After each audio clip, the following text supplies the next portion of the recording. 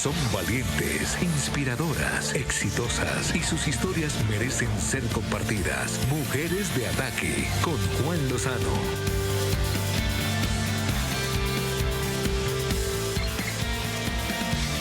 Bienvenidos a Mujeres de Ataque, es un placer estar con ustedes. Le agradecemos a la Universidad Externado de Colombia y a su División de Asuntos de Género por hacer posible este programa. Uno de los grandes temas de Colombia, de América Latina y del mundo es la transición energética. Hay sin duda unas señales acerca de lo que se ha generado a partir del cambio climático y eso ha obligado a la especie humana a encontrar los combustibles y las formas de generar energía para no producir gases de efecto invernadero. Eso nos ha obligado a repensar la discusión acerca de los combustibles fósiles y nos ha abierto la puerta a la transición energética. Hace unos años ya, cuando estaba en el Senado de la República, fui el autor de la Ley de Transición Energética, que abrió el camino a las energías alternativas. Sin embargo, siempre nos planteamos cómo es esa transición. ¿Cuál es el combustible de la transición energética? ¿Cómo lo vamos a lograr? Y aparecen dos palabras que son esenciales en un producto que se llama gas natural. Es un placer y es un gusto para nosotros tener hoy invitada a Luz Estela Murgas, la presidenta de Gas Natural, una muy destacada dirigente gremial. Llegó al cargo precedida de una hoja de vida muy brillante como abogada en los sectores de la energía y hoy tiene la crucial tarea de presidir esta asociación. Gracias por estar aquí con nosotros en el programa de hoy. Muchísimas gracias, Juan. Un saludo especial para ti y, por supuesto, para todos los televidentes. Para mí es un honor estar aquí conversando sobre estos grandes temas que además tienen mucha incidencia en las mujeres y que, por supuesto, me interesa mucho compartir con ustedes información para que la tengan a la mano. Muchas gracias. Vemos cómo en este caso en particular se han fundido el enorme conocimiento técnico y el compromiso con el sector, con las mejores condiciones del liderazgo femenino para enfrentar una situación tan difícil. Si uno hiciera la lista de momentos complicados en la historia del gas natural, creo que se ganó la lotería. Crítico. Así es, Juan. Y yo creo que todo confluye. Yo creo que en el momento en el que hay muchas crisis o en el momento de crisis es donde uno muestra su mejor forma desde el talante humano, pero también, por supuesto, desde el profesional. Tú lo has dicho, es un momento crítico, sobre todo porque el gas natural, como tú muy bien lo dices, por ser un combustible de bajas emisiones, es el recurso ideal para impulsar la transición energética. Y la transición energética, cuando hablamos de transición energética, es una de las alternativas para reducir las emisiones de efecto invernadero, de gases de efecto invernadero, para luchar contra el cambio climático.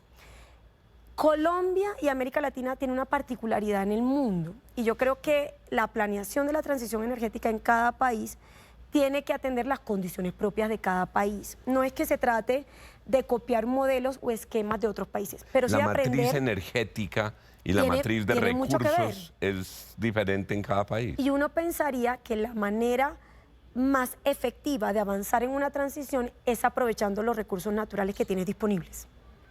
Porque tanto los recursos económicos provenientes del aprovechamiento del sector minero, del sector de hidrocarburos, del sector energético en general, va a permitir que puedas hacer inversiones de manera mucho más acelerada en recursos de más bajas emisiones. Pero en el tránsito, el gas natural, cuando tú lo comparas con otros recursos tradicionales, es de bajas emisiones. Claro. Científicamente comprobado.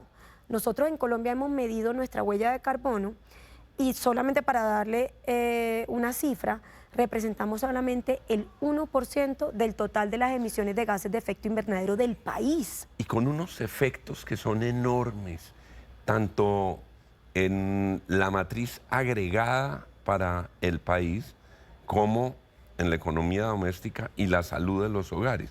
Si empezáramos por ahí, el solo hecho de lograr la sustitución de los hogares que cocinan con leña, por ejemplo, en Colombia, por ya el es un gran efecto que paso en la tiene la transición. deforestación y por el efecto para la salud en los pulmones, la huella es gigantesca.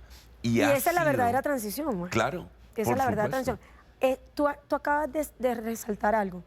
Hay familias en Colombia que todavía no han hecho la primera transición energética. ¿Cierto? Y el gas natural es, por sus condiciones económicas, por la disponibilidad que tenemos en el mar Caribe, el gas natural, que hay que acelerar esos proyectos, y por ser un recurso de bajas emisiones, el recurso ideal para que esas familias puedan hacer esa transición de leña a gas natural, principalmente en una actividad que lideran las mujeres, que es la decocción. Ha preocupado mucho la postura en los 2 años y medio de restringir las nuevas licencias para exploración. Y lo que la gente en la calle se pregunta es, si no dejan explorar y nos condenan o a que no haya o a que lo tengamos que traer importado a unos costos mucho más grandes, van a ser los hogares colombianos terminen los pagando. principales paganinis de esta decisión de política pública. Así es. La única manera de encontrar gas es perforando pozos. No existe ninguna otra mecánica o mecanismo para hacerlo. De ahí que si hemos visto que han declinado las reservas de gas natural, la única manera para poder reversar esa tendencia es incrementando la perforación de pozos, es decir, aumentando las campañas exploratorias. Y en ese sentido, lo que hemos visto es que la política pública no ha reversado esa tendencia, sino que ha emitido señales, como la de no suscribir nuevos contratos, que lo que le dice al inversionista es, en este país no le apostamos en el largo plazo a una industria cuyas inversiones dan resultados en el largo plazo. Y en la que podríamos ser tan fuertes. Y en la que podríamos ser tan fuertes porque lo que sí es que desde el punto de vista geológico, Colombia tiene un potencial de gas gigante en el mar Caribe sobre todo. Hay una inquietud porque algunos altos funcionarios dicen, no, pues no se explora más y si llega a requerirse, importamos gas. Y algunos dicen, pues vamos a importar gas de Venezuela. Colombia tiene un historial no grato de compromisos de exportación de gas de Venezuela hacia Colombia. ¿Cuál es la realidad de la importación de gas y cuál es su impacto en precio para los hogares? Lo primero es que si bien en el mundo cada país tiene sus propios recursos naturales y aprovecharlos puede permitir acelerar la transición, tenemos que aprender de las lecciones que han ocurrido a nivel global. Y el caso más puntual es lo que le sucedió a Europa. Europa dependía del gas de Rusia, inicia la guerra entre Rusia y Ucrania, que la infraestructura para traer el gas ruso pasaba por Ucrania y se Claro. distribuía y se ramificaba en los países europeos. Con ocasión de la guerra, el suministro se suspendió, dependía Europa el 40% del suministro de gas de Rusia, 40%. Hoy, Juan, siguen dependiendo en un 8% de Rusia. Pero cuando sucede la guerra, el suministro se limita, se dieron cuenta que hicimos, depender de otro país no es la mejor Es opción. entregar lo que se llama la Así soberanía es. energética. Uno ve en el caso de Europa, por ejemplo, como una mujer que salió cubierta de gloria, que era Angela Merkel, la canciller alemana, le duró la gloria relativamente poco porque le pasaron la factura por sus decisiones en materia energética. Claro, así es. Entonces, lo que le pasó a Europa es lo que uno debería evitar que le pase cuando hay un potencial de reservas como las que nosotros tenemos descubiertas en el Mar Caribe. Porque si tenemos esas reservas, vamos a tener que optar por importar gas para cubrir nuestro suministro y no más bien la decisión es aceleremos de manera inmediata el desarrollo de esos proyectos costa afuera. Y eso, como tú muy bien lo dijiste, parte de la voluntad política, porque lo que ha demorado el desarrollo de estos proyectos son en parte las demoras en las licencias ambientales. Tú mencionaste hace algunos minutos lo que ha sucedido, por ejemplo, con Comodo, que llevó inclusive a que se cancelara el contrato para el taladro o el barco que iba a perforar el pozo y atrasar la ejecución de ese proyecto. Entonces, la demora en las licencias ambientales, el tema de la conflictividad social, que yo creo que ahí hay que valorarlo porque todos seguramente las consultas tenemos previas, que tener las parte en relaciones eso. con comunidades. Esa demora en la ejecución de los proyectos es lo que hoy nos permite que podamos acceder a las moléculas que tenemos posiblemente disponibles. Esos son errores muy costosos. Cuando ya finalmente se deciden a dar una licencia, el barco, la infraestructura no está disponible, se hace mucho más costoso y le ponen tantas condiciones que quienes podían adelantar el proyecto dicen, con estas condiciones no es económicamente posible, no es realizable el proyecto. Luz Estela Murgas, la presidenta de Naturgas, con ella vamos a regresar después de estos cortos mensajes comerciales.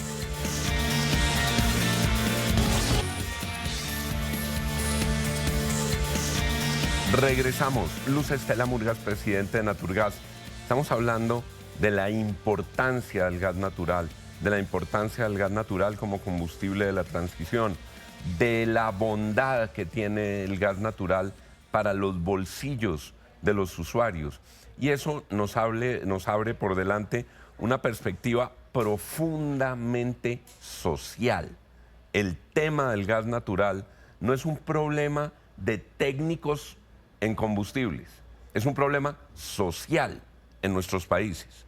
Eso es lo que hay de por medio en la discusión frente al gas natural. Así es. Hoy 36 millones de colombianos tienen acceso a gas natural en sus casas, en sus hogares. Y eso ha implicado mejorar la calidad de vida. 36 millones. De colombianos. Eso equivale al 70% de la población nacional.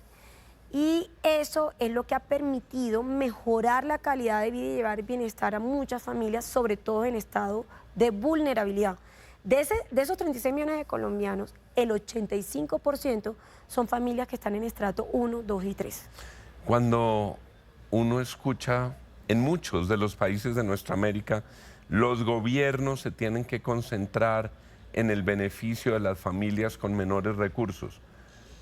Todo lo que complique el suministro de gas natural no le pega a los más ricos, le pega a los más pobres de Colombia. Así es, Juan, y ha sido una herramienta para reducción de pobreza. Todavía, por supuesto, hay mucho por hacer. Hay 1.5 millones de familias que cocinan con leña, distribuidos por el territorio nacional, que no tenían acceso a ningún energético. Y nosotros como industria también nos hemos repensado. Si yo no puedo llegar con gas natural, ¿cómo puedo reducir pobreza energética en esas zonas rurales donde no tengo gasoductos para llegar? Y también lideramos, aparte de la producción, transporte y distribución de gas natural, la producción de gases renovables. ¿Qué son los gases renovables? Que muchos todavía no conocen. Es la producción del gas generado, por ejemplo, de la biomasa, de los rellenos sanitarios, de la planta de tratamiento de aguas residuales. Ese gas que se produce en rellenos sanitarios, en las plantas de tratamiento de aguas residuales, se captura y se puede convertir en generador de energía, en gas para cocción e inclusive gas para transporte. Qué interesante. La asociación Naturgas tiene, digamos, una cámara que se refiere al gas natural que se extrae de los pozos. Así es. Y otra del que se está recuperando de este tipo de proyectos. Entonces, nosotros lideramos gas natural, hidrógeno y biogás y biometano, que es el que proviene precisamente de la captura del gas de los rellenos sanitarios. Las basuras son desecho. No, las basuras son riqueza. Materia prima. Materia prima. Y en materia de transición energética son una oportunidad para poder sustituir la utilización de los combustibles fósiles de mayores emisiones. Hablemos por un instante del hidrógeno, potencial gigantesco en el planeta. En hidrógeno, yo creo que el principal cuello de botella hoy en el mundo entero es el costo de producción. Bueno, cuando uno mira el costo de producción de gas natural, que es el referente para compararlo, sigue estando muy por debajo de la producción de hidrógeno, verde además. Pero los pioneros en Colombia, para que tú veas el compromiso que tenemos como industria, de los principales proyectos que son pequeños, proyectos pilotos, de producción de hidrógeno a partir de energía solar, es la industria del gas natural. Hay 2 proyectos en Cartagena, uno en la refinería de Cartagena liderado por Ecopetrol y otro que mezclamos gas natural con hidrógeno en la red de distribución de los cartageneros liderado por Promigas. Así es. Y también producimos biogás y biometano a partir de las plantas de tratamiento de aguas residuales en Antioquia, en Bello y en Itagüí. Es un proyecto que lidera EPM. Y beneficiamos a 40.000 familias mezclando gas natural con el biometano generado por la planta de tratamiento de aguas residuales de Itagüí. Unas posibilidades de futuro que son inmensas. Aquí, además del impacto social, el impacto ambiental, el agregado en la suma de bienestar en la sociedad.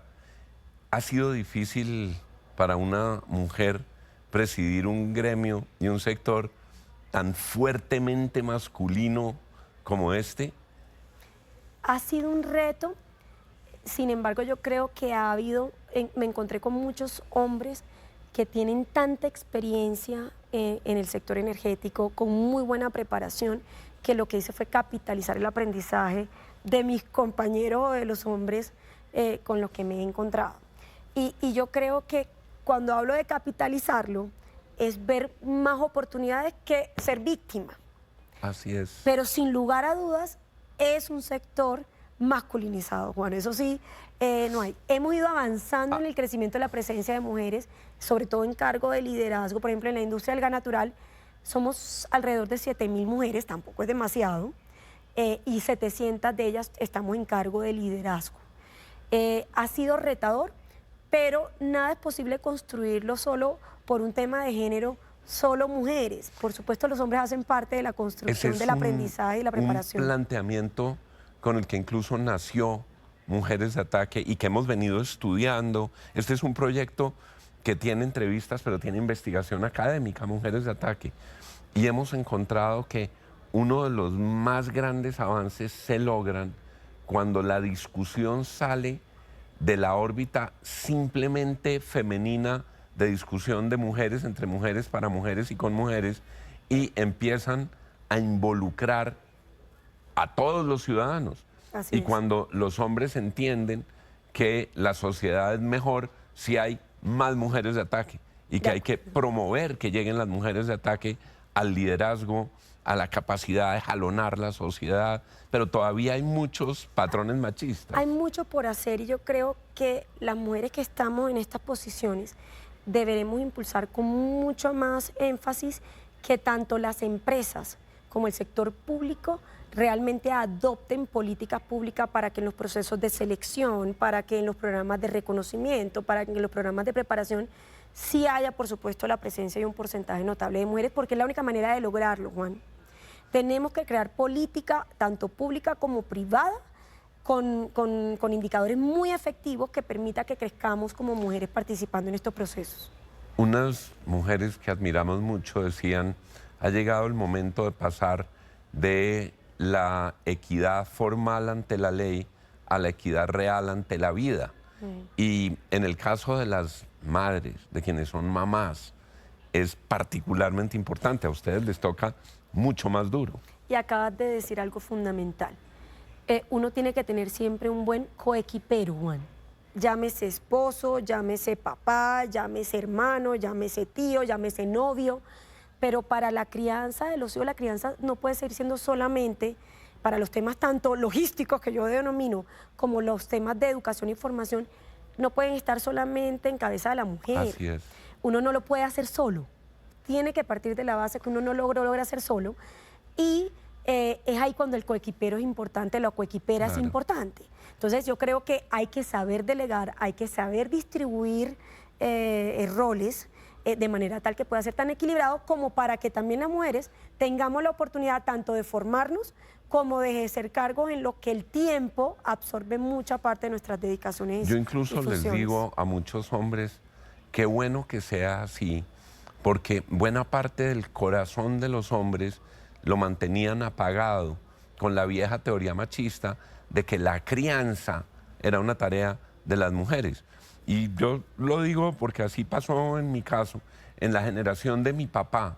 La idea es que básicamente las mujeres tenían que criar a los niños y se lo entregaban al papá cuando tenía ya 10 años. Y eso obviamente privaba a los niños de tener a su papá, pero también les quitaba una enorme fuente de felicidad a los papás, padres, que es poder tener a los Así niños. es. ¿Y será que la sociedad va a buen paso? ¿Cómo se percibe desde...? Yo creo que vamos a buen paso, pero no al ritmo que realmente necesitamos. Tenemos que acelerar un poco el ritmo. Por eso yo creo que las mujeres que hemos logrado tener algún tipo de visibilidad, no debemos dudar en que tenemos que promover políticas que permitan la participación de más mujeres en las empresas y en el sector público. No podemos dudarlo, no podemos seguir siendo tibias. Tenemos que tratar de ser un poco más arriesgadas y exigirnos más y exigirles a los otros más de que se implementen esas políticas, porque eso es lo único que va a incrementar la participación de las mujeres en los procesos. Ahora, Juan, nada es gratuito, nada cae del cielo, como me decía, yo creo que mi papá desde la infancia, nada le cae a uno del cielo. En paz descanse un hombre Sí. tan importante y tan querido, el gran líder para la creación del departamento del Cesar. Mucho de aprender de él, de su liderazgo, a través del ejemplo además. Aprendí mucho de él a través del ejemplo, pero mi papá decía, nada le cae a uno del cielo. Entonces, no es que por el hecho de ser mujeres no merezcamos un puesto o una posición, no. Tenemos que prepararnos y formarnos. Tenemos que prepararnos y formarnos. Y hay una cosa importante, la confianza en sí misma es fundamental porque es lo único que te permite a ti aportar en la toma de decisiones. Entonces, en la medida que tú vayas abriendo espacios para que cuando se tomen decisiones y se evalúen o se hagan los diagnósticos requeridos, tú participes aportando elementos de juicio que permitan tomar decisiones acertadas, estás del otro lado. La han escuchado, Luz Estela Murgas, una gran dirigente gremial, una gran mujer de ataque, una líder que lleva sobre sus hombros un sector crucial en la lucha contra la pobreza, en la transición energética, en la construcción de bienestar. Y esas son no solo sus reflexiones en materia de gas natural, sino también del corazón y la esencia femenina y su rol en nuestra sociedad. Qué rico haberla podido tener aquí con nosotros. Gracias. Gracias por haber aceptado esta invitación. A ustedes, Juan, por interesarse por esos temas, pero sobre todo por incluirme en esa lista inmensa que deben de tener de mujeres de ataque en todos los rincones de Colombia, que estoy segura que hay millones de ellas, y con seguridad a través del ejemplo vamos a seguir impulsando a más mujeres a que hagan parte de las grandes decisiones que puedan mejorar la vida de los colombianos. Hoy, una mujer de ataque en todo el sentido de la palabra. Gracias a la Universidad Externado de Colombia, que hace posible este programa, y a ustedes que nos acompañan cada semana. Aquí nos encontramos de hoy en 8 días en nuestro horario habitual. Que tengan todos un feliz fin de semana.